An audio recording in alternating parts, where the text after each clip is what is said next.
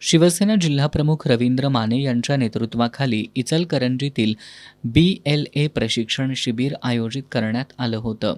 हातकणंगले, शिरूळ, शाहूवाडी आणि इचलकरंजी विधानसभा मतदारसंघातील शिवसेनेचे पदाधिकारी तसंच युवासेना आणि महिला आघाडीच्या कार्यकर्ते मोठ्या संख्येनं या शिबिरात सहभागी झाले होते.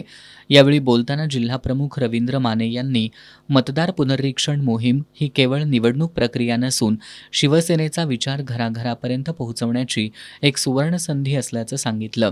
यावेळी मार्गदर्शन करताना शिवसेनेचे निवडणूक विभाग प्रमुख प्रशांत घोरपडे आणि अविनाश सणस यांनी 30 जूनपासून सुरू होणाऱ्या विशेष सखोल पुनरीक्षण मोहिमेबाबत सविस्तर माहिती दिली.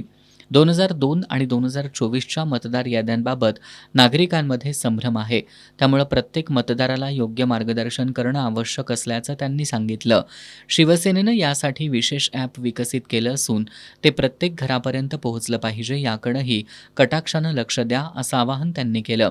या प्रशिक्षण शिबिराला हातकणंगलेचे लोकनियुक्त नगराध्यक्ष अजितसिंह पाटील, जिल्हा परिषद सदस्य आतिश शिंगे तसंच लोकसभा मतदारसंघातील जिल्हा परिषद सदस्य, पंचायत समिती सदस्य, सरपंच आणि अन्य पदाधिकारी उपस्थित होते.